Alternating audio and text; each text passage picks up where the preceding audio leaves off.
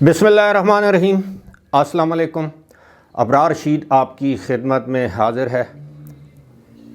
एक बड़ी तहलका खेज़ ख़बर और एक हौसला अफ़ज़ा ख़बर, ये दोनों आपके साथ शेयर करेंगे। लेकिन उससे पहले हमेशा की तरह आपसे दरख्वास्त है, चैनल को ज़रूर सब्सक्राइब कीजिएगा, बेल आइकन और लाइक के बटन को प्रेस कीजिएगा। आप लोग पता नहीं किस वजह से चैनल को सब्सक्राइब नहीं करते। भारत हम तो दरख्वास्त ही कर सकते हैं, अपने कमेंट से आगाह किया करें।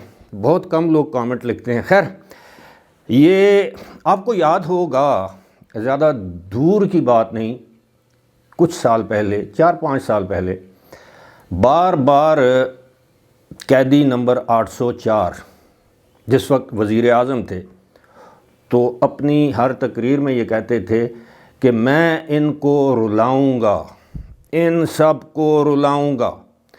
2018 के इंतखाबात से पहले, इंतखाबात के बाद, वज़ीर आज़म बनने के बाद, असम्बली के अंदर, असम्बली के बाहर, जहां उन्हें मौका मिलता था, एक ही बात करते थे कि मैं NRO नहीं दूंगा, मैं इनको रुलाऊंगा, जेल में इनके AC उतरवाऊंगा, वगैरह वगैरह। ये अब सब तारीख़ का हिस्सा है, लेकिन वक्त एक जैसा नहीं रहता। आज जो दूसरों को रुलाने की बात करते थे, वो आज लोग उनके गले से लिपट कर रो रहे हैं। आपको ये भी याद होगा कि जब मियां नवाज़ शरीफ जून जुलाई के महीने में जेल में थे, पहले अडयाला फिर लाहौर, तो आपके इल्म में है कि उनके कमरे से AC उतरवा दिया गया था। उनको एक मैट्रेस पर सुलाया जाता था। 10 बाय 12 या 14 का एक कमरा था जहां उन्हें रखा गया। वहां पर ना AC था, ना रूम कूलर था, पंखा भी बंद कर दिया जाता था। डिहाइड्रेट हुए, दिल का मसला हुआ, फिर उनको अस्पताल दाखिल करना पड़ा, उसका भी तमस्खुर और मजाक उड़ाया गया। कोई सहूलत नहीं मांगी, ना दांत दिखाने के लिए, ना ट्रेडमिल यानी वो एक्सरसाइज की जो साइकिल या मशीन होती है वो मांगने के लिए, ना मर्ज़ी का खाना मांगने के लिए, ना देसी कुकड़, ना बकरे का गोश्त, कुछ भी नहीं। बल्कि यहाँ तक कि उनको घर से खाना लाने की इजाज़त नहीं थी। बावजूद इसके कि वो 3 मरतबा इस मुल्क के वज़ीर आज़म रह चुके थे। लेकिन इसके बरअक्स आप देखिए तो कौन सी ऐसी सहूलत है जो इमरान खान को इस वक्त जेल में दस्तयाब नहीं। 4-5 बैरकें गिरा कर एक बड़ा वसी हाल नुमा कमरा उनके हवाले कर दिया गया है, जहाँ वो वॉक कर सकते हैं, एक्सरसाइज कर सकते हैं। वो एक्सरसाइज वाली साइकिल जिसे ट्रेडमिल कहते हैं वो उनके पास दस्तयाब है। डॉक्टर्स की सहूलत हमा वक्त उनके पास मौजूद है, और इसके साथ साथ मर्ज़ी के खाने, टेलीविज़न की सहूलत, AC, सब कुछ उनके पास मौजूद है। लेकिन ख़बरें ये हैं कि पाकिस्तान तहरीक इंसाफ के 2 रहनुमा शहरियार अफरीदी और सेनेटर फैसल जावेद जब उनसे मुलाकात के लिए गए तो अपने कप्तान से लिपट कर रोने लगे। ज़ाहिर है इससे कैदी का मोरल भी डाउन होता है। तो वक्त एक जैसा नहीं रहता। मैं इन सब चीज़ों की कोई हिमायत नहीं कर रहा कि जो कुछ हो रहा है दुरुस्त हो रहा है, लेकिन उसके बावजूद इमरान खान को जो सहूलियात हासिल हैं वो माजी में किसी वज़ीर आज़म को नहीं हासिल थी। जुल्फ़िकार अली भुट्टो को काल कोठरी में रखा गया, जो कि 8 बाय 8 या 8 बाय 10 का कमरा था, और जो लाहौर के शाही किले में रखा गया, आज भी वो कमरा महफूज है। जाकर देखिए कि उस तहखाने में, उस कमरे में क्या गुंजाइश थी।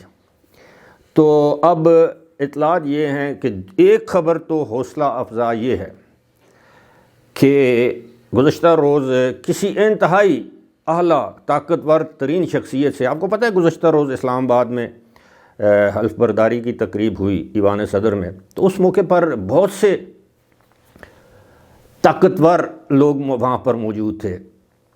तीनों सर्विसेज के चीफ्स मौजूद थे, chairman joint chiefs of staff committee मौजूद थे, सियासतदान मौजूद थे, सियासी पार्टियों के कायदीन मौजूद थे सिवाय 2-3 पार्टियों के। तो वहाँ पर किसी ने कोई गुफ्तगू करना चाहिए किसी ताकतवर तरीन शख्सियत से, तो उनका जवाब ये था कि बाय ऑल मीन्स ये हुकूमत चलेगी। یہ ایک بہت بڑی حوصلہ افزا بات ہے کہ ایک طاقتور ترین شخصیت کی جانب سے اس قسم کا اشارہ نہیں بلکہ دو ٹوک الفاظ میں یہ کہہ دینا کہ یہ حکومت بائی آل مینز ہر صورت چلے گی، یعنی اس کے رستے میں روڑے نہیں اٹکائے جائیں گے، رخنے نہیں ڈالے جائیں گے۔ دوسری بات جو کہ پاکستان تحریک انصاف ان کے بانی اور ان کے دیگر رہنماؤں کے لیے نوشتہ دیوار ہے، یہ سمجھنے کی بات ہے۔ کچھ چیزیں آپ کھل کر کہہ دیتے ہیں، چاہے سیاستدان ہوں، چاہے مقتدر شخصیات ہوں، چاہے ہم جیسے کمزور لوگ ہوں، کچھ لوگ کچھ چیزیں اشاروں کے ذریعے آپ کی خدمت میں پیش کی جا سکتی ہیں اور وہ اشارے سمجھدار کے لیے کافی ہیں۔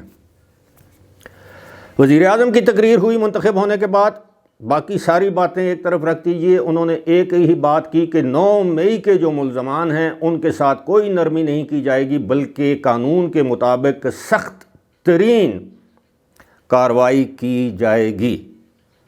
اب خود سوچئے کہ 9 مئی میں کون کون ملوث ہے، اس کا سرغنہ کون ہے، اس کا ماسٹر مائنڈ کون ہے، کس کے خلاف ثبوت اکٹھے کیے گئے ہیں، اور یہ 9 مئی کا کیس کن کن لوگوں کے خلاف چل رہا ہے، کون اس میں ملزم ہے یا کون کون سے ملزمان ہیں، کن کے خلاف کارروائی جاری ہے، کن کے خلاف چالان پیش کر دیا گیا ہے، کن کی ضمانتیں وغیرہ وغیرہ، کون کون مفرور ہے، کون کون روپوش ہے، یہ سب آپ کے علم میں ہے۔ اس کے بعد گزشتہ روز بلاول بھٹو زرداری نے قومی اسمبلی میں زبردست تقریر کی، مفاہمانہ رویہ تھا۔ انہوں نے کہا کہ پاکستان تحریک انصاف کے ساتھ کوئی زیادتی ہوگی تو میں تحریک انصاف کے ساتھ کھڑا ہوں گا، لیکن اگر کوئی جماعت تحریک انصاف سمیت آئین توڑنے کی بات کرے گی، آئین شکنی کرے گی، آئین کے خلاف جائے گی تو اس کے سامنے ڈٹ کر میں کھڑا ہوں گا۔ اور انہوں نے کہا ایک تو سائفر کی تحقیقات ہونی چاہیے، اور دوسرے جو 9 مئی والے جو ملزمان ہیں قطعی طور پر ان کو معاف نہیں کیا جائے گا۔ اس پر بلاول کے خلاف شور اور غوغا اور گالیاں اور ہلڑ بازی شروع ہو گئی۔ دو رہنماؤں نے، ایک اور اتحادی سمجھ لیجئے، ایک وزیر اعظم اور ایک بلاول بھٹو زرداری، جو کہ دو بڑی سیاسی جماعتوں کے قائدین ہیں، انہوں نے یہ واضح طور پر کہا۔ تو کیا دونوں نے اپنی جانب سے یہ کہا ہوگا یا کسی جانب سے ان کو یہ باور کروایا ہوگا کہ آپ نے قومی اسمبلی میں اپنی پہلی تقریروں میں اس بات کا ذکر ضرور کرنا ہے کہ 9 مئی کو نہ بھلایا گیا ہے نہ بھولیں گے؟ اور یہی پاک فوج کا موٹو ہے، ان کا یہ نعرہ ہے، نہ بھولے ہیں نہ بھولیں گے۔ اور اسی لیے ہر سال 9 مئی کو یوم تکریم شہداء کے طور پر منانے کا حکومتی اور سرکاری سطح پر اعلان کیا گیا۔ ہینس جسے کہتے ہیں، پس جناب پھر اس کے بعد اسد قیصر نے تقریر کی کہ ہم آپ کا ساتھ دینے کے لیے تیار ہیں، ہم آپ کا ساتھ دینے کے لیے تیار ہیں، بشرطے کہ آپ عمران خان کو رہا کر دیں، بشرطے کہ آپ بشرا بی بی کو رہا کر دیں گے، بشرطے کہ آپ شاہ محمود قریشی اور چودھری پرویز الہی کو رہا کر دیں۔ کھل کر یہ کہا تو این آر او وہ تھا جنہوں نے کبھی اپنے رہنماؤں کی رہائی کی بات نہیں کی، چاہے وہ نواز شریف ہوں، مریم نواز ہوں، آصف علی زرداری ہوں، یا فریال تالپور ہوں، خورشید علی شاہ ہوں، شاہد خاقان عباسی ہوں، مفتاح اسماعیل ہوں، احسن اقبال ہوں، خواجہ سعد رفیق ہوں، خواجہ آصف ہوں، بے شمار نام ہیں۔ کسی نے یہ نہیں کہا کہ ہمارے لیڈروں کو رہا کرو، اس کے باوجود عمران خان کہتے تھے یہ مجھ سے این آر او مانگ رہے ہیں۔ تو بات یہ ہو رہی تھی کہ جناب اب پانی میں چھری، یہ استعارتاً میں استعمال کر رہا ہوں کہ پانی میں چھری نظر آ رہی ہے، اور جو لوگ یہ سمجھتے ہیں کہ تمام معاملات کو بھلا دیا جائے گا وہ سخت ترین غلط فہمی میں مبتلا ہیں۔ اور ایک اور بات اگلی ویڈیو میں تفصیل سے اس کا ذکر کریں گے کہ اب تو آرٹیکل 6 کی باتیں ہو رہی ہیں، ابھی تو قومی اسمبلی سے یا دیگر اسمبلیوں سے مخصوص نشستیں جو ہیں وہ ان کو نہیں دی گئیں، بلکہ ان کو تقسیم کیا جائے گا دیگر سیاسی جماعتوں میں، جس کے ساتھ ہی اتحادی جو حکومت ہے اس کے پاس 2/3 اکثریت، یعنی جسے 2/3 میجارٹی کہتے ہیں، وہ آ جائے گی۔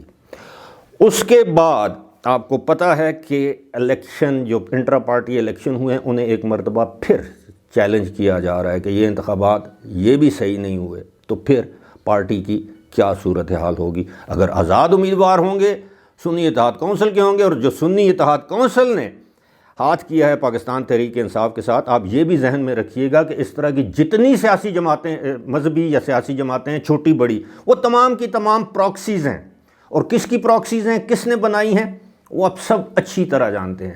کراچی میں ایک پاکستان سنی تحریک، سنی اتحاد کونسل، مجلس وحدت المسلمین اور بہت سی جماعتیں، یہ کسی نہ کسی وقت پراکسیز رہی ہیں، اعلی کار رہی ہیں، اور یہ اعلی کار جو ہیں وقت آنے پر ان سے یعنی کام لیا جاتا ہے، اور وہ کام لیا جا چکا ہے۔ فی الحال مجھے دیجیے اجازت، خدا حافظ۔